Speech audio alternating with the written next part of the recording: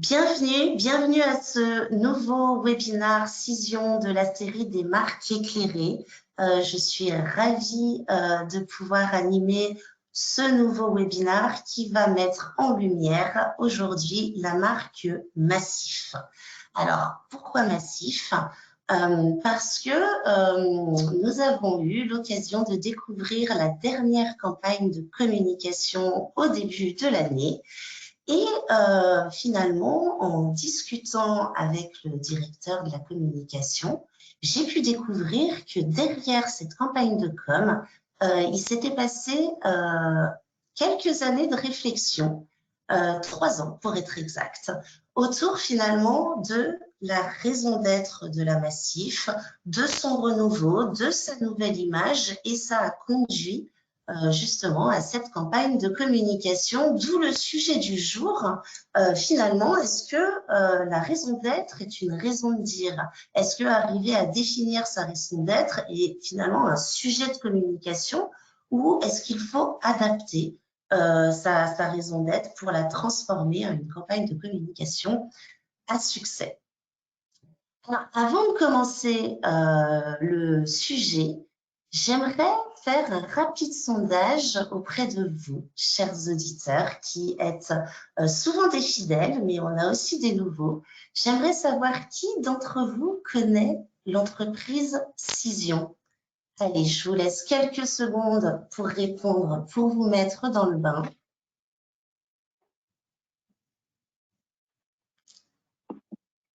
J'arrête.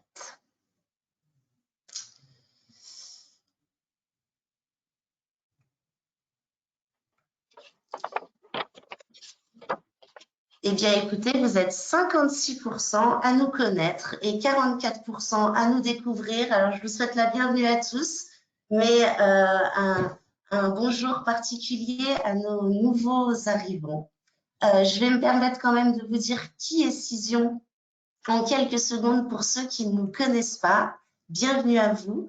Donc, Cision, c'est le leader mondial de solutions et de services pour les RP, l'influence, la veille, les insights, l'intelligence média.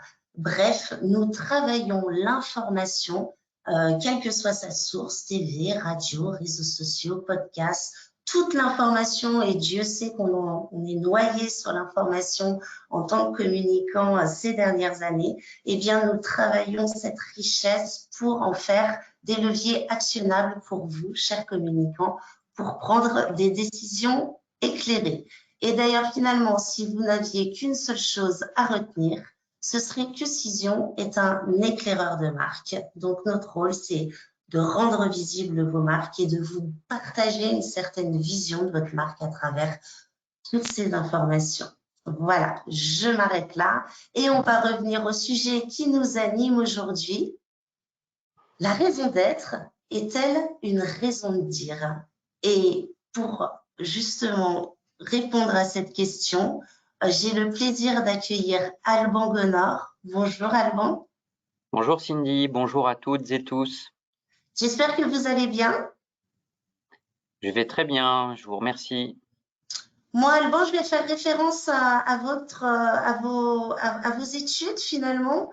J'ai bien aimé finalement cette question, la raison d'être est-elle une raison de dire? J'ai envie de vous dire, vous avez 4 heures en référence avec, avec vos études de philosophie, puisque je crois que vous êtes agrégé en philo. Oui, j'ai fait mes classes en philosophie. Et Et ça j'ai mène à la commencé com. d'ailleurs ma carrière, voilà, j'ai commencé ma carrière en tant qu'enseignant en philosophie, tout à fait. Ouais. Bon, merci beaucoup d'être avec nous, Alban. On est vraiment ravis de vous recevoir. J'ai trouvé le sujet vraiment intéressant puisque on va le découvrir tout au cours de ce webinaire, mais effectivement, donc la Massif a lancé une campagne de communication là tout récemment, le mois dernier. Et finalement, on s'est rendu compte que derrière cette campagne de communication, il s'était passé beaucoup de choses depuis 3 ans. Donc, vous allez nous raconter tout ça. Mais avant de commencer, j'aimerais que vous présentiez votre périmètre d'action, votre poste. Vous êtes directeur de l'engagement, hein, officiellement. Mais en fait, ça inclut beaucoup de choses. On parle beaucoup dans ces webinaires de l'élargissement du périmètre de la communication. Vous en êtes un exemple clair. Donc, je vous laisse vous présenter à nos auditeurs, à qui je répète, posez vos questions sur le chat. Je les poserai à notre invité. Merci Cindy. En effet, en fait, la direction de l'engagement, alors c'est peut-être une spécificité qu'on rencontre pas souvent dans les marques, est rattachée à la direction dite de l'engagement, à la Massif. La direction de l'engagement, ça représente environ 300 personnes et ça regroupe les volets, on va dire, d'expression sociétale de la mutuelle. Alors, peut-être un petit mot quand même pour présenter la Massif parce que tout le monde ne la connaît pas bien. On sait que c'est un assureur, on sait pas forcément toujours que c'est un assureur, oui, mais mutualiste.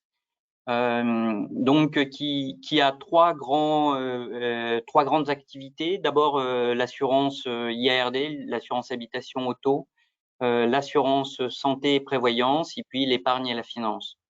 Donc c'est un peu plus de 5,5 millions de personnes qui sont assurées et la Massif. Donc c'est un assureur, mais un assureur mutualiste. Ce sont des gens, on n'a pas d'actionnaires, ce sont des gens qui sont rassemblés pour s'assurer, se protéger mutuellement et qui forment ce collectif depuis un peu plus de 60 ans maintenant. D'ailleurs, quand on dit directeur de l'engagement, en fait, le premier engagement dont on parle chez vous, c'est l'engagement mutualiste, finalement, peut-être plus que l'engagement dont on entend toujours parler en ce moment, RSE, même si c'est venu avec, mais au fondement, on parle bien d'engagement mutualiste, je ne me trompe pas. Oui, tout à fait. En fait, la direction de l'engagement a pour objectif de valoriser et de communiquer sur ce qu'est la Massif, et notamment sur son engagement mutualiste, de valoriser le mutualisme de la Massif, de valoriser le modèle en fait, pour le rendre plus attractif. La direction de l'engagement, je le disais tout à l'heure, elle regroupe tous les volets d'expression sociétaux. Alors, ça veut dire quoi les volets sociétaux? Ça veut dire la RSE. Ça veut dire la prévention, ça veut dire tout ce qui relève du monde de l'économie sociale et solidaire. Alors c'est un monde très important en France, un peu souterrain, un peu méconnu, mais la Massif, on est un de ces fleurons en fait de l'économie sociale et solidaire. C'est un peu plus de 14% de l'emploi en France, donc c'est un domaine qui a son poids à la fois économique et politique. Et donc, ce qui a été choisi, ça a été de loger effectivement la direction de la communication au sein de la direction de l'engagement mutualiste pour rappeler qu'on est assureur et pour rappeler et préciser qu'on est assureur mutualiste. Donc, vous êtes directeur de l'engagement, mais effectivement, dedans, on a communication, affaires publiques, mécénat, partenariat, fondation, prévention, bref, vous ne vous ennuyez pas, mais c'est assez marrant, finalement, c'est assez pionnier de voir la communication dans l'engagement. Là, aujourd'hui, les sociétés de plus en plus y vont sous couvert de ce chapeau RSE. Je ne sais pas si c'est une bonne nouvelle ou pas pour la com d'ailleurs, mais c'est marrant de voir que Massif le fait depuis 2019. Hein, c'est ça, cette réorganisation, c'est 2019, c'est de votre poste. Oui, alors, mais depuis 60 ans, en fait, si vous voulez, les activités mutualistes de la mutuelle existent. Donc, simplement, elles ont été regroupées là à l'occasion d'une évolution, d'un changement de gouvernance, de présidence et de direction générale. Elles existaient séparément jadis. Et la direction de l'engagement vient prolonger une direction qui était beaucoup plus historique, qu'on appelait la direction de l'action mutualiste, et qui est au carrefour, si vous voulez, des activités techniques et des activités politiques. Car vous le savez, en fait, une mutuelle, elle désigne ses représentants. En gros, vous avez l'année dernière plus d'1 million de personnes qui sont allées voter pour désigner les représentants de leur mutuelle qui sont censés les défendre, protéger leur pouvoir d'achat et qui sont en quelque sorte les vrais dirigeants de la mutuelle. La mutuelle, elle appartient à ses sociétaires. Donc, la direction de l'engagement, en fait, elle est à la croisée de la vie technique et de la vie politique. Politique, il faut l'entendre vraiment dans un sens très philosophique, sociétal, puisque c'est les représentants de la société qui pilotent et qui dirigent l'activité. Voire même démocratique. Et on reviendra sur cette valeur. Je vous propose de plonger au cœur du sujet. On est en 2019. La Massif a 60 ans.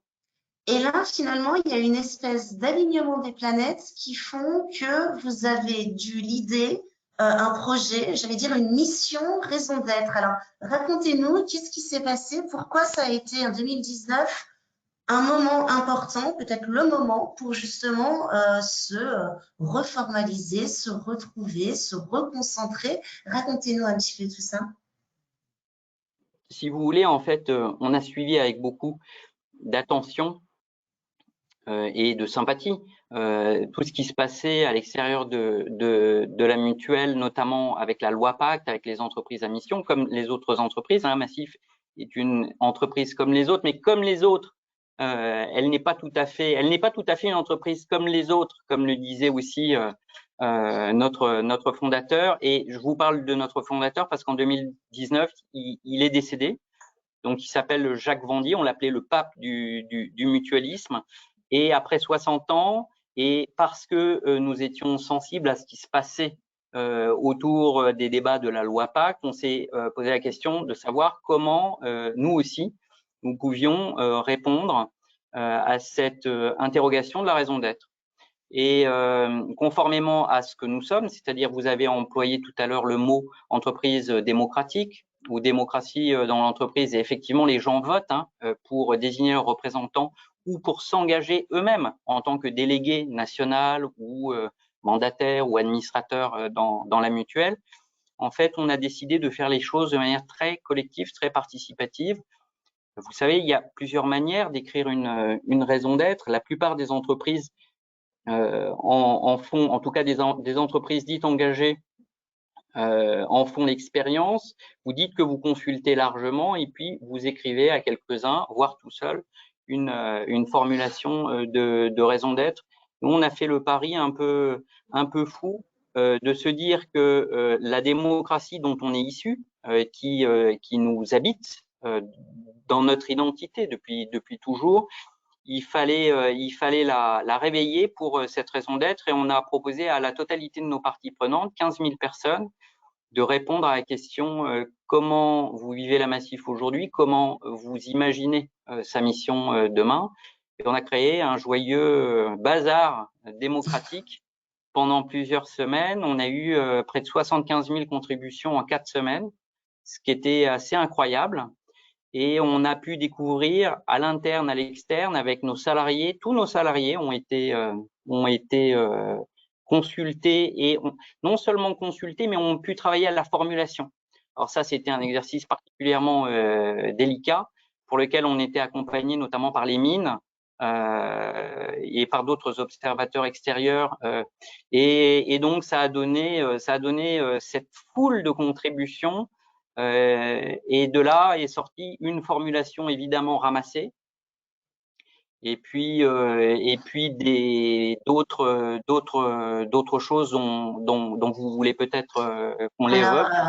On va effectivement, je vais vous montrer cette raison d'être, mais alors avant, pour bien récapituler, 2019, donc ça a été finalement une page qui se tourne avec évidemment quelqu'un de très charismatique à la tête de la société. J'ai appris effectivement cette expression, le pacte mutualiste. C'était marrant, tous les articles le reprenaient. Les 60 ans de la Massif, plus la loi Pacte qui commençait à bouillonner, et du coup, c'est vous et votre service, la direction de l'engagement qui a mené justement ce projet vous vous êtes dit, c'est le moment, on y va. Comment vous étiez plusieurs départements à porter ce projet, juste à savoir comment vous l'avez mis en musique, mais qui a l'idée, le projet au sein de la société?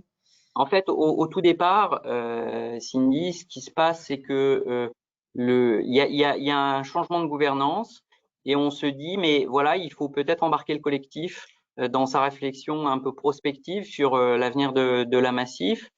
Et on se dit, et si on essayait en fait de lancer ce processus participatif un peu démocratique, un peu élargi, hein, à tout le monde, à tout le monde. Et donc cette idée, alors je sais pas si elle a un auteur, mais en gros ça se décide dans le bureau du directeur général avec la direction de l'engagement, la direction de la communication, la direction de la stratégie aussi. Et on se dit, allez, on essaye, mais on risque de s'exposer à beaucoup de vents contraires. On ne voulait pas de modération, on voulait que les gens puissent s'exprimer en direct, donc on a créé une Civic Tech et on s'est lancé dans le grand bain et ça a été une expérience vraiment formidable parce que c'est de là que naît au fond tout le travail du nouveau territoire de marque. Alors, je vous la partage, cette raison d'être, donc issue de ce gros bazar démocratique et collectif. Protéger le présent pour permettre l'avenir pour nous tous et les générations futures. Donc, ces 3 petites phrases, combien de contributions, vous me disiez? 60 000 contributions, c'est ça? Oui, plus de 75 000 contributions. Mais alors, c'est très injuste, en fait, de résumer le processus dans une phrase qui est très courte, qui a été écrite, malgré tout, peut-être un mot sur cette phrase, parce qu'on parle de protection quand même. C'était un terme qui nous a permis de réinterroger nos fondamentaux d'assureurs. C'était un terme aussi qui a émergé avant le Covid. Donc, ça vous montre aussi. Alors, c'est notre fondateur qui avait cette expression, l'assurance, c'est la vie, hein, du berceau au tombeau, si vous voulez, sur les mobiles, sur toutes les questions de mobilité, pardon, d'habitat, de santé, de finances. En gros, on est là pour protéger les gens. Et donc, la protection, on l'a vu avec le Covid, ça a été un sujet particulièrement crucial. Mais je vous disais que c'est injuste. Pourquoi? Parce que là, vous avez une phrase qui est finalement assez commune, assez évidente, assez banale, qui est issue d'un travail d'extraction et de filtrage particulièrement accéléré. Mais derrière, vous avez une page, derrière, vous avez un manifeste qu'on a écrit, un manifeste mutualiste qui rend peut-être un petit peu plus justice à la matière et aussi, alors, chose un peu amusante, voilà, ah bah, c'est très gentil d'avoir pris Je vous en prie. Je un suis là pour ça. un petit dictionnaire moderne, amusé, amoureux du mutualisme massif, où vous voyez en fait un certain nombre de mots qui concernent notre lexique, notre langage, notre grammaire mutualiste. Chaque entreprise a un petit peu sa grammaire et qui sont redéfinis par tous les témoignages, par tous les verbatims que vous pouvez trouver et qui constituent ce petit dictionnaire. Voilà, donc vous avez au fond, j'ai envie de vous dire, ce qui a vraiment compté, c'était moins le résultat couché sur le papier que la formidable dynamique interne-externe de réveil des gens autour de la Massif, de leur attachement, de leur affection pour la marque qu'on a pu redécouvrir dans cette dynamique. Alors, c'est une question d'ailleurs que j'ai de Marc qui nous demande quelles ont été les réactions de vos sociétaires sollicités pour participer à cette raison d'être. Donc, oui, ça les a intégrés, ça leur a fait se souvenir finalement qu'il y avait une appartenance. J'imagine qu'il y a une certaine fidélité quand on est à la Massif. Donc, ça a permis de réveiller cet engagement finalement. Oui, alors les sociétaires, si vous voulez, on n'a pas pu. Moi, ça aurait été mon rêve à ce moment-là, mais on s'est dit qu'on était déjà un peu fou d'aller permettre à 15 000 personnes, parce que consulter 15 000 personnes, c'est déjà un défi. Leur permettre de travailler à la formulation, là, je peux vous dire que c'est l'Everest, en fait. C'est vraiment l'Everest. Et les sociétaires, donc, c'est seulement un échantillon qui a pu participer. un échantillon représentatif, hein, près de 2000 sociétaires, mais vous allez le voir après, en fait, parce qu'on a fait raison d'être, mais on a fait raison de faire et raison de dire. On a élargi progressivement du fait du succès. Ce qui nous a beaucoup marqué du point de vue des sociétaires, c'est peut-être la dimension et un mot d'ailleurs qu'on a retrouvé beaucoup en interne, qu'on n'anticipait pas du tout, c'était le mot d'environnement. Les gens disaient il faut que l'entreprise fasse attention à l'environnement. Et dans l'environnement, il fallait l'entendre dans un sens certes d'abord écologique, mais aussi dans un sens économique et social. En gros, il fallait faire en sorte que l'entreprise garde ses fenêtres et ses portes ouvertes sur l'extérieur, qu'elle ne s'extrait pas en fait du monde pour être dans une logique purement productiviste. Ça nous a beaucoup marqué, c'est beaucoup raconté dans l'histoire du manifeste. Les sociétaires ont beaucoup poussé cette idée d'environnement pour répondre à la question. Et quels sont les grands mots alors qui sont sortis de ce premier travail, les mots qui ressortent justement dans ce manifeste, dans ce dictionnaire? Vous avez retrouvé votre vocable, c'est quoi les mots qui sortaient le plus, même s'ils n'étaient pas nécessairement étonnants, mais qui vous ont rappelé à votre histoire et à votre identité finalement?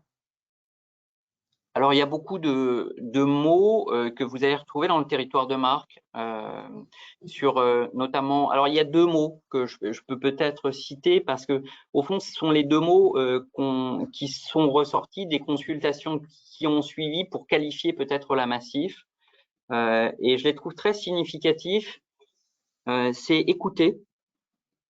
Donc, la Massif est une marque qui se doit d'abord d'écouter et ça renvoie évidemment à la relation qu'on peut avoir avec le client qu'on appelle chez nous le sociétaire. Hein. C'est une vraie personne qui appartient à une société de personnes, d'où le nom de sociétaire. C'est pas qu'un caprice de lexique. C'est une vraie vision qui consiste à dire qu'autour de lui, et en face de lui, il y a des gens qui lui ressemblent et qui ne sont pas commissionnés en fait aux produits qui vont essayer de lui refourguer, au contraire, mais ils sont là pour répondre à la réalité de son besoin de protection. Et donc en face de lui, il y a une vraie personne. Donc ce mot-là, écouter, en fait, est le mot qui est le plus ressorti pour qualifier la Massif. Et puis ensuite, il y a un deuxième mot, c'est également un verbe, c'est faire. C'est-à-dire, en fait, en gros, on comprend la personne, la situation dans laquelle elle se trouve, et on essaie de répondre, de lui apporter la réponse, en fait, la plus appropriée par rapport à son besoin de protection et son besoin de projection aussi dans la vie, hein, parce que l'assurance, c'est surtout de la projection. Alors, faire justement, donc une fois que vous avez défini cette raison d'être qui vous a finalement donné de la force, la raison de faire, du coup, c'était, ça a donné quoi? Alors, en fait, on l'a appelé raison de faire, mais en gros, si vous voulez, là aussi, ce sont des choses que vous allez retrouver dans d'autres types d'entreprises. C'est que derrière la raison d'être, on a construit un plan stratégique. Et ce plan stratégique, on a essayé de le construire là aussi de manière collective et participative. Donc, de conserver cette dynamique autant que c'était possible. Ce sont des domaines que vous retrouvez dans les grosses boîtes comme la distribution, comme l'expérience client, comme le marketing, comme la vie politique de la Massif, qui renvoie quand même à des univers de métiers très différents. Mais là, l'objectif, c'était aussi de le construire et donc de mettre derrière la marque à la fois les salariés, mais aussi les représentants des sociétaires. Donc, de réunifier un petit peu tout le monde. Chez nous, on appelle ça la jambe de la technostructure, c'est-à-dire les salariés. Et puis la jambe politique sont les élus, tout simplement, et qui sont également très impliqués dans la gouvernance et dans chacun de ces métiers. Donc une vraie envie de collectif, hein. Tout ça, oui, cette façon de faire, ça vous a donné d'aller encore plus loin dans on fait ensemble, on réfléchit ensemble. C'est ça. Et à cette occasion, si vous voulez, le directeur général avait beaucoup un discours sur la marque Massif dans un sens peut-être d'abord technique mais on a vu que après avoir fait raison d'être, raison de faire, il venait assez naturellement l'idée qu'on pouvait tout à fait s'appuyer sur cette dynamique démocratique et collective pour la raison de dire. Et ça, la raison de dire, c'est le territoire de marque, tout simplement. Et donc, vous avez une sorte de colonne vertébrale, de colonne du sens qui a été construite derrière la marque Massif par ses élus, ses salariés, ses sociétaires, bref, par l'entreprise qui elle-même prend ensemble, qui prend entre, hein, c'est toujours cette idée d'entreprise, qui comprend les personnes et qui essaie de les amener à exprimer la nouvelle marque Massif. Pour autant que ce soit nouveau, en réalité, c'est plus une forme de retrouvailles avec notre ADN, peut-être comme on va le voir maintenant. Exactement. Alors, la raison de dire, vous l'avez finalement. Alors, c'est facile de dire ça après, mais vous l'avez vite trouvé. Parfois, c'est les phrases les plus courtes et les plus simples, mais qui finalement nécessitent beaucoup de réflexion. Mais ça a donné lieu finalement à cette tagline qui est le lien de cette campagne de communication que vous avez faite, la Massif. C'est vous. Donc, on voit bien encore ce sens du collectif hein, qui vous anime depuis, depuis le début de ce projet. Ce qui m'intéresse aussi, je vais vous montrer un petit peu la campagne. Notamment ici, vous pouvez voir que cette campagne est composée de spots TV et cinéma. Et je voudrais, avant de vous montrer la suite, quand même vous poser la question de la télévision parce que Massif avait un petit peu disparu des écrans depuis petite quinzaine d'années quand même. C'est quoi c'est cette raison d'être? Ça vous a donné du courage, de la force? C'est pourquoi le retour à la télé en fait? Alors pour deux raisons. La première, c'est que si vous voulez en fait toucher tout simplement la grande majorité des Français dans des carrefours d'audience durant lesquels ils sont là massivement, vous êtes un peu contraint de venir sur la télévision, on en parlera peut-être. Et puis après, il y avait une raison tout simplement qui consistait à dire que philosophiquement et historiquement, on pouvait y aller, même si vous avez chez nous une forme de défiance vis-à-vis de ce que nos fondateurs appelaient la réclame. Parce que si vous voulez, la Massif, elle s'est toujours développée par le bouche à oreille. Ça a été ça en fait son principal média, un média plutôt horizontal. Et la télévision, Jacques Vendier notamment, mais vous imaginez le poids d'un pape du mutualisme sur l'entreprise et le respect qu'on avait pour lui.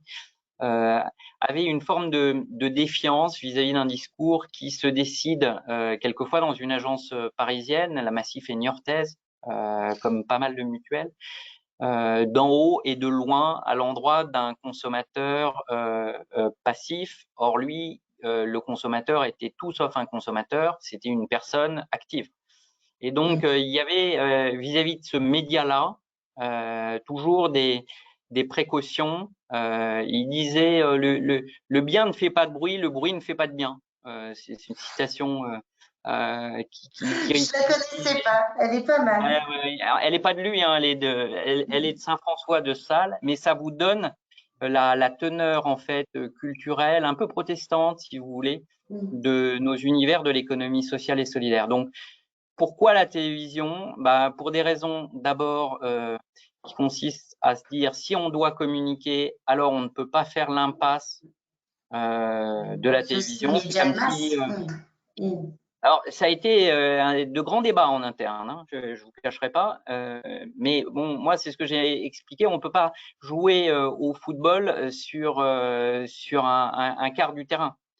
Et donc, la télévision, en fait, vous êtes obligé, nous, on l'a bien vu, si vous voulez vous adresser à 95% de la population française, ce qui était notre objectif au moment du lancement, vous ne pouvez pas faire l'impasse sur la télévision, ce qui ne veut pas dire que vous ne passez que par la télévision, c'est un des médias. Voilà. Alors d'ailleurs, je vais en profiter pour vous présenter toute la campagne et puis Alban, on ira dans les coulisses hein, de cette campagne juste après. Donc je mettais en avant effectivement les spots TV hein, puisque vous aviez manqué quand même à la télé. Mais effectivement, ça a été aussi une belle campagne d'affichage hein, avec une identité graphique bah, voilà, qu'on reconnaît bien. Donc, cette campagne, ce ne sont que des mots prononcés par vos clients, non, vos sociétaires, pardon. Donc, à chaque fois, vous êtes allé chercher, vous avez fait, voilà, vous avez réuni vos clients, vous les avez fait parler, vous avez tout ce qui est affiché sur vos campagnes, parce que c'est valable pour la télé, les affiches et aussi les réseaux sociaux. Ce sont des mots qui sont directement sortis de la bouche de vos sociétaires. Donc, on a vu hein, comment était née cette idée de campagne co-construite, collective, etc. Racontez-nous comment ça s'est passé concrètement, combien de temps, enfin, comment vous avez fait pour aboutir à cette campagne? Bah, en fait, si vous voulez, fort de l'expérience raison d'être, raison de faire, on s'est dit, mais en fait, si on posait la question aux personnes de la manière dont ils envisagent que la Massif s'exprime demain. Donc, on leur a posé, bon, c'était un peu plus complexe que ça, mais il y avait deux questions. En gros, c'est est-ce que vous avez une anecdote qui part de vous, une petite histoire à raconter dans votre échange, dans votre dialogue avec la marque Massif. Et la deuxième question, c'est demain, comment est-ce que vous imaginez la publicité Massif? Quel serait son slogan? Comment vous la voudriez? Et, et là, en fait, on a fait quelque chose d'un peu audacieux. On avait un petit peu peur là aussi. C'est que on s'est pas adressé à 15 000 personnes, on s'est adressé à 120 000 personnes. Et là, pour le coup, pour reprendre On la est question de personnes près. tout à l'heure, effectivement, on a découvert une forme d'énergie, de sympathie, d'attractivité pour la marque qu'on ignorait complètement à l'extérieur. Et on s'est dit, mais c'est fou ça, en fait, les gens, ils nous disent qu'ils veulent parler, ils nous disent qu'on doit les écouter, qu'on doit bien faire, qu'on doit bien répondre par rapport. Et si, en fait, ces gens qui sont au cœur de l'entreprise, de la Massif depuis 60 ans, et si c'était eux tout simplement qui parlaient, mais sans filtre, sans scénario, sans comédien, s'ils prenaient la parole par eux-mêmes, si je puis dire en direct sur le vif. Alors c'était là aussi un petit peu casse-gueule, hein, pardon, parce que la télévision notamment, on l'a faite sans savoir ce que diraient les gens, on les a rassemblés. D'abord, Oui, parce que vous êtes allé les chercher, mais pas que par mail ou par réseaux sociaux, puisque là, on parle de gens qui sont dans les territoires. Hein, donc, oui, quoi, par téléphone? Vous êtes allé, comment vous avez fait pour les rassembler? on est parti des personnes avec lesquelles, si vous voulez, on a notamment une forme de proximité relationnelle. La Massif, c'est le sens de la direction de l'engagement. La direction de l'engagement, en fait, à Massif, rencontre chaque année 250 000 personnes sur le terrain pour des gestes qui sauvent, pour des nettoyages de plage, pour des gestes de prévention, pour des gestes RSE ou de SS. Et donc, ça a créé en fait une forme de relation très forte depuis des années avec des sociétaires qui sont convaincus par le modèle. Et donc, l'objectif, ça a été de leur envoyer un mail et de leur proposer en fait d'imaginer de faire la communication massive. Ça a été un torrent, hein, un torrent, une avalanche d'idées, de création, de messages, de vidéos, de photographies, et on a essayé d'en tirer simplement un petit extrait. Vous voyez, parce que la campagne, on peut dire d'une certaine façon, c'est un peu comme la formulation de la raison d'être. Vous avez que le territoire un peu émergé hein, de l'iceberg, parce que en dessous, il y a une vie, un collectif assez extraordinaire. Ça vous a inspiré pour les 5 prochaines années, là. J'imagine que vous en avez encore dans les armoires pour les prochaines. Ben, ce que je peux juste vous dire, c'est que en confiant en fait les clés de la communication à ceux qui sont censés normalement l'écouter, en faisant en sorte que l'émetteur ce soit plus nous, mais que ce soit le client, pour le dire autrement, mais le client de manière parfaitement libre. Eh bien, on renverse un peu les codes et oui, je pense qu'on s'ouvre un nouvel espace pour que demain, il y ait toutes sortes d'expressions qui ne viennent pas nécessairement de nous, qui ne viennent pas de l'agence qui est très brillante, qui nous accompagne, mais qui viennent de la société tout simplement, qui viennent de la société. Et voilà, donc, alors c'est marrant parce que j'ai eu les résultats. On a fait un making of parce que on l'a pas vu le film, mais le film en fait, il est tourné en quelque sorte sans filet. Donc c'était compliqué parce que pendant 2 jours, il y avait un caméraman qui se baladait comme ça autour d'une table où les gens discutaient très librement.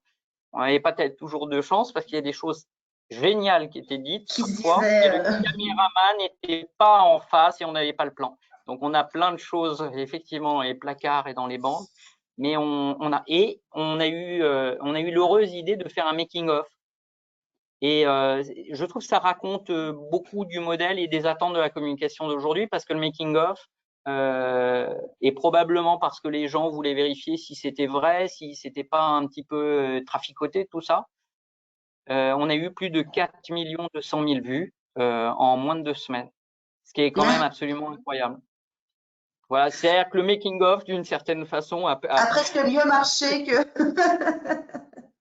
Moi, je voulais vous demander, parce que le piège quand même, avec ces histoires de raison d'être hein, dont on parle régulièrement, moi je trouve qu'il y a une vraie confusion aujourd'hui entre raison d'être euh, et finalement campagne de communication. Ça, vous vous êtes pas dit une fois que vous avez fait votre raison d'être, protéger le présent pour permettre l'avenir, à un moment donné, l'idée vous a pas traversé tout simplement de faire une campagne de communication finalement autour de ça avec cette tagline-là. Je pense qu'il y a beaucoup de boîtes qui font l'amalgame, qui se disent bah, ça y est, on a notre raison d'être, on va en faire avec ces mêmes mots, on va faire une campagne de pub. Vous, c'est pas ce que vous avez fait. Pourquoi vous n'avez pas pris cette raison d'être comme finalement un slogan quelque part? Alors, souvent les raisons d'être, c'est difficile de les prendre comme slogan parce que c'est souvent, comment Un peu dire, long. c'est un peu long, c'est un peu institutionnel, mais au-delà de ça, si vous voulez, et avec beaucoup de respect pour plein de marques qui font la raison d'être, aussi bien des marques amies, des marques sœurs, comme la Maïf par exemple, pour lesquelles on a beaucoup de respect que des marques plus capitalistes. Euh, Nous, on ne voulait pas devenir entreprise à mission. C'était pas notre objectif. Alors pour plein de raisons, mais notamment parce qu'on appartient au monde de l'économie sociale et solidaire et parce qu'on estime que la société, du fait de sa représentation, elle est déjà dans notre gouvernance, on est déjà attentif aux efforts qu'on peut faire par rapport à la société, même si on n'en fait jamais assez. Par contre, il y a une chose qui nous est apparue au fur et à mesure, et je dis bien au fur et à mesure parce que tout ça, après, on le post-rationalise, on se dit ouais, c'était évident, etc. En fait, non, c'est un peu comme l'histoire d'une avalanche et de la boule de neige qui se découvre un peu plus grosse quand elle arrive en bas que quand elle débute en haut. Ben là, c'était un peu la même chose parce que moi, je dis qu'on va plus loin qu'entreprise à mission en essayant d'emmener la communication dans des territoires qui sont des territoires démocratiques, collectifs et sociétaux. Voilà. Et que d'une certaine façon, en permettant à toutes les parties prenantes de s'exprimer, en construisant un vrai territoire de communication de manière collective, vous allez émettre une promesse à l'endroit de la marque et de la société et vous allez devoir la tenir. Donc, vous savez, dans d'autres entreprises, vous avez le Chief Mission Officer, vous avez des processus de vérification, etc. Moi, je pense que la communication en tant que telle, elle a aussi un rôle à jouer là-dedans. Et que une parole qui est une promesse qui est émise, il suffit pas de la dire, mais il faut derrière s'arranger.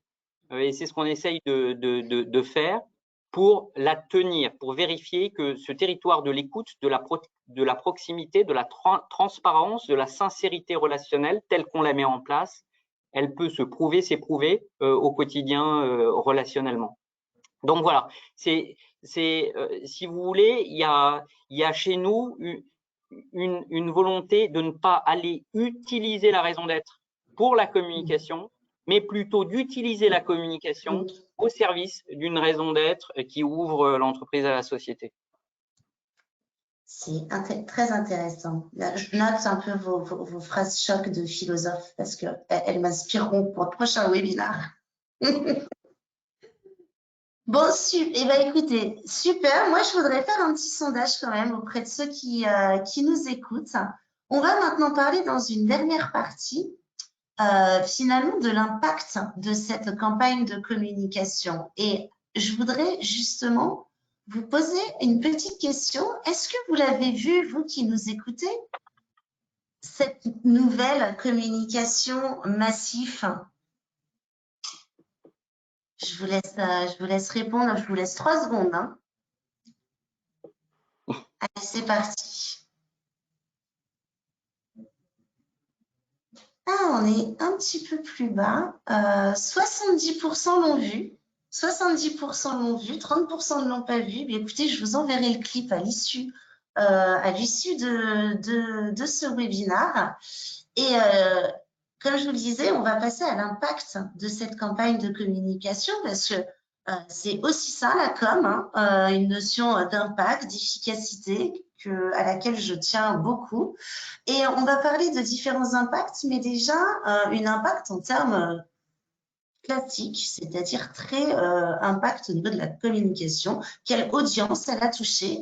Je vous ai mis les chiffres que vous m'avez donnés. Donc, peut-être, Alban, nous décrire ce que vous avez considéré comme étant le plus finalement un succès. Là, on voit 93% de la population touchée. Top 2 des campagnes les plus percutantes. Ça a été quoi votre plus joli succès finalement? Le plus joli succès, si vous voulez, je dirais que c'est la cohérence en fait. C'est la cohérence. Alors là, il y a des chiffres qui sont très importants. Je pense qu'il y en aura d'autres qui vont tomber parce qu'on est encore dans la consolidation qualitative et quantitative des chiffres. Et normalement, on sera peut-être en capacité d'annoncer des chiffres importants, notamment en termes de préférence de marque, ces prochaines semaines. Ça compte. D'autant que l'assurance est très concurrentielle, n'est-ce pas, comme marché? Exactement, exactement. Et là, pour la première fois, on se rend compte qu'il y a des chiffres qui nous permettent de… et c'est un peu une difficulté dans le monde des assureurs mutualistes, où vous avez des sigles qui sont très proches, de réussir une meilleure attribution, hein, ce qu'on appelle une meilleure différence de marque. C'est-à-dire de savoir que c'est bien la pub massif et pas la pub maïf. Mais je parlais de cohérence parce que, si vous voulez, ça a commencé avec raison de dire, mais on l'a aussi éprouvé, ce territoire de marque, avec quelque chose que j'invite les gens à aller voir peut-être autant que les petits films de la marque pour ceux qui ne l'ont pas vu. C'est une caméra cachée que nous avons faite cet été et qui visait à proposer une fausse campagne de publicité contraire aux valeurs à des gens qui étaient convaincus par la marque. Et là, on voyait en fait la manière dont les gens pouvaient réagir pour défendre le volet économique de la mutuelle. Pourquoi il faut être moins cher que les autres parce qu'on n'a pas d'actionnaire. Le volet politique, pourquoi est-ce qu'on peut voter. Le volet social, le volet solidaire. Et cette caméra cachée était très drôle. On a eu plein de prix. On a eu une vingtaine de prix ces 12 derniers mois à la direction de l'engagement avec des dispositifs de communication un peu atypiques et plus de 5 millions de personnes, je crois 5 millions et demi de personnes qui sont allées voir la caméra cachée, qui est très très drôle et qui d'une certaine façon est dans la lignée de ce territoire d'authenticité et d'écoute par-delà les chiffres. Le contre-pied total, ce qui donne encore un peu plus de poids au choix que vous avez fait. Mais c'est né là, l'idée et le slogan que vous avez eu tout à l'heure avec Massif, c'est vous. En fait, c'est vous qui avez la parole, c'est vous qui, d'une certaine façon, avez le pouvoir, parce que vous pouvez décider des orientations de la mutuelle. Et donc, d'une certaine façon, c'est la cohérence et que je trouve le réveil de la marque, une marque avec un grand M là, qui prouve que on a à peu près réussi notre coup. On en est qu'au commencement. Il y a encore beaucoup de choses à améliorer, à ajuster, etc. Mais il y a, je crois, quelque chose. Il y a une idée forte d'emmener la communication dans la société. Voilà, c'est cette idée-là. Et puis en Et interne, peut-être si vous le alors permettez, voilà, j'allais y ouais, parce aller. que Alors, je j'allais vois vous que le dire. Ah, vous pardon, vous agitez voyez ma souris? voilà, ouais, Je pensais que vous exactement. voyiez ma Et souris. en fait, Oui. ça c'est, alors je ne sais pas s'il y a des dirigeants de la communication, des spécialistes de la communication là qui nous écoutent, mais j'imagine que oui. Très souvent, Il n'y a que ça. la difficulté, c'est aussi de convaincre en interne et de faire en sorte que bah, les salariés et chez nous aussi les élus de l'entreprise se reconnaissent dans la communication qui est proposée. Et ça, je dois dire que quand vous écoutez Albert, Sonia raconter leur histoire avec la Massif, les conseillers qui sont au téléphone ou qui sont à les points d'accueil, retrouver leur métier, retrouver leur légitimité d'activité, se retrouver pas nécessairement directement parce que c'était pas eux qui sont représentés, mais c'était une manière de les remercier pour la qualité de la relation qu'ils pouvaient proposer. Donc ça, je crois que ça a été une reconnaissance très forte pour la communication que d'être reconnu au sein du comité de direction, au sein des activités métiers de base et de pouvoir repositionner la communication dans un carrefour un peu plus stratégique. Alors vous m'avez enlevé ma dernière question, mais effectivement, alors l'impact business, l'impact en termes d'image, l'impact en interne, cette reconnaissance dont vous parliez, et puis quelque part cette fierté, hein, j'imagine, pour l'équipe communication quand même d'avoir réussi justement à embarquer tous ces gens. Enfin, moi j'aime bien souvent rappeler que dans communication il y a commun, que notre métier c'est de mettre du commun hein, avec toutes les parties prenantes à ce que fait l'entreprise. Là, clairement, c'est ce qui est arrivé. Et moi, quand on a préparé cet échange, vous m'avez dit, mais faites confiance à la communication. Et c'est un peu le message, je pense, qui est passé chez Massif. C'est oui, la communication peut mettre du liant et du commun à tout ça. Comment vont vos équipes? Il y en a une à côté de moi qui a l'air d'aller fort. Elle vous salue. Euh, non. Et effectivement, il y a de la fierté, effectivement, direction de la communication. Mais je crois qu'il y a de la fierté dans l'entreprise, tout simplement, parce que je ne crois pas que ce soit un seul service. Il y a cette idée de la redistribution en fait de la parole qui me semble assez réussie et assez juste et Vous pour avez laquelle parlé de encore une fois. réveil hein, tout à l'heure, de réveil de la marque. Je pense que c'est vrai qu'il y a eu Oui, quand même une période où on entendait quand même beaucoup d'acteurs de l'assurance, pas nécessairement massifs. Hein. Je pense que quand on est salarié massif, on doit se dire, quand on regarde la télé pendant 2 heures et qu'on a entendu tous nos concurrents, pas nous, j'imagine que c'est pas toujours. Là, je pense qu'il y a quand même eu, on est là, quoi. Enfin, on est bien toujours là, j'imagine. c'est vraiment comme ça que ça se raconte en interne, cette forme de réveil de la marque. D'ailleurs, le plan stratégique, ça s'appelle préférence massive, préférence marque massif. Et il y a cette idée que la marque est un principe d'unification et de vectorisation, enfin de projection pour les collaborateurs et pour les élus. C'est-à-dire, en gros, vous avez vraiment les gens qui sont censés porter cette préférence, cette différence d'assureur mutualiste massif. Ça, oui, ça c'est très vrai, c'est très juste. Et d'une certaine façon, alors j'ai envie de vous dire, ça n'appartient vraiment à personne et ça a commencé à la raison d'être parce Mm. que c'était pas du tout prévu. Cette campagne de communication n'était pas prévue.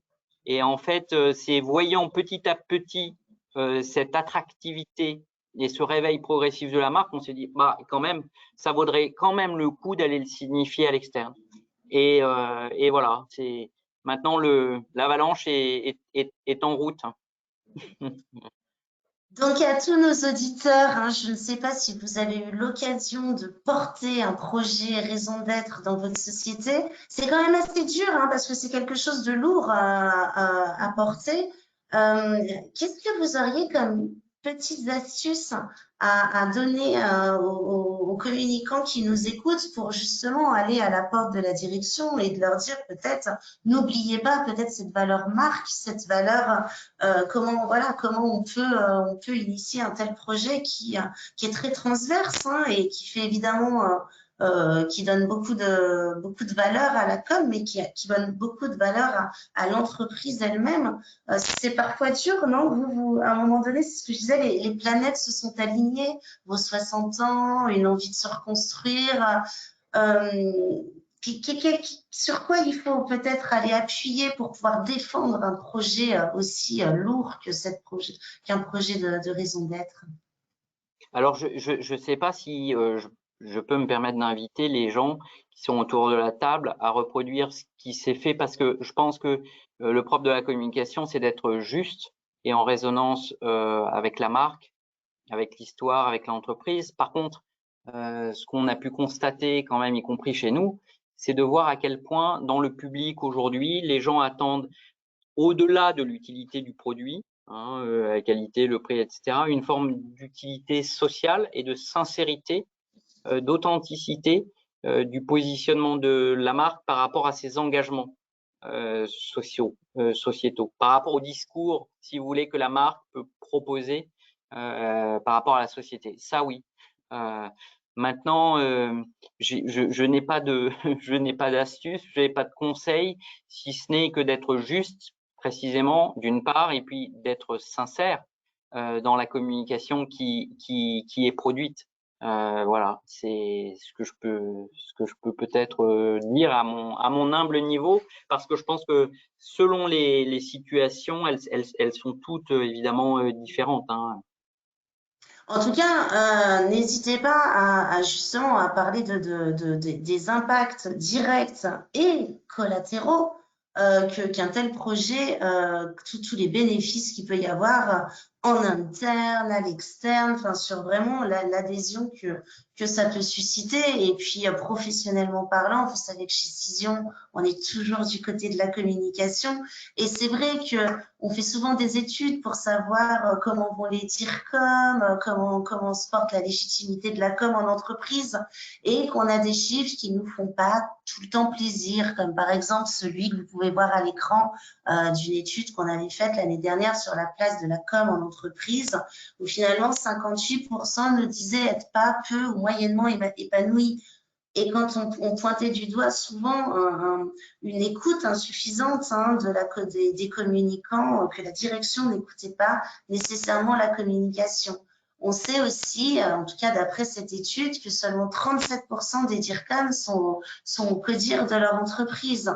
Bon, on voit bien que ces sujets d'engagement, de raison d'être, de cohérence, d'identité d'entreprise peuvent faire partie justement des projets à l'idée par la communication qui peut vraiment les mettre au centre du jeu. Alban, on va bientôt terminer cet échange. Moi, j'aimerais qu'on puisse peut-être se projeter sur le futur. C'est quoi le next step alors? Qu'est-ce que vous allez faire maintenant? Alors, bah, du coup, on va essayer de déployer un plan de communication, somme toute assez classique en fonction des temps forts commerciaux de l'entreprise. On va essayer de lancer probablement 2 nouvelles vagues de télévision pour installer un tout petit peu les nouveaux codes de la marque, hein, d'une marque qui est confiée en fait à ses clients. Et puis, on ne s'interdit pas dans les prochains mois d'explorer de nouveaux formats, notamment des formats digitaux, pour aller à la rencontre en fait de ces sociétaires qui nous racontent de manière non testimoniale, mais très parfaitement sincères, leur histoire avec la marque. Voilà.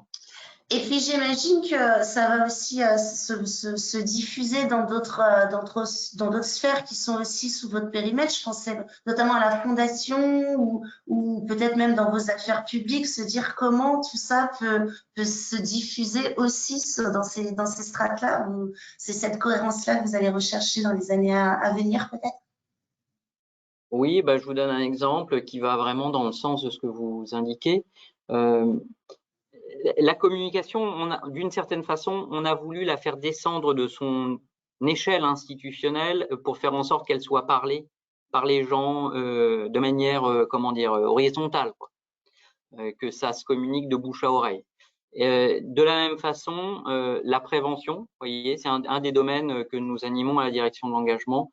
La prévention, pour nous, ce qui est important, c'est de faire en sorte que les gens aient les bons réflexes et on va développer beaucoup de choses autour du geste qui sauve.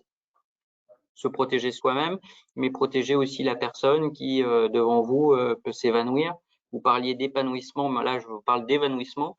Et donc, comment est-ce que vous permettez à la prévention de descendre d'un discours qui est un peu un discours technique, froid, moralisateur, à un vrai geste de secours d'une personne pour une autre. C'est un peu l'idée du bouche à oreille, mais par le geste, vous voyez. Donc oui, effectivement, le massif, c'est vous. Il est vrai pour la marque, mais il est vrai pour tous les métiers qui sont ceux de la direction de l'engagement. C'est devenu une colonne vertébrale un peu la Massif C'est vous alors du coup. On peut dire ça comme ça, oui. Bon, bah, écoutez, merci beaucoup Alban d'avoir bien voulu partager cet énorme travail de plus de 3 ans, hein, si je me trompe pas. Merci pour votre générosité, merci de nous avoir raconté tout ça. J'espère que ça a pu inspirer les communicants qui nous écoutent. Je suis sûre que oui. En tout cas, je vous donne rendez-vous le mois prochain pour un nouveau webinaire avec une nouvelle marque éclairée. Vous avez entendu, hein, il faut écouter. Vous savez que Cision est là aussi pour essayer de vous donner une petite vision de tout ce qui se raconte autour de vous. Donc, n'hésitez pas à nous solliciter. Alban, encore un grand merci et bravo pour tout ce que vous avez. Bravo à toute l'équipe de la com et bravo de porter haut les couleurs de la com. Voilà, ça nous fait à tous du bien. Je vous souhaite une très bonne journée et puis à bientôt. Merci d'avoir été avec nous. À très bientôt. Au revoir.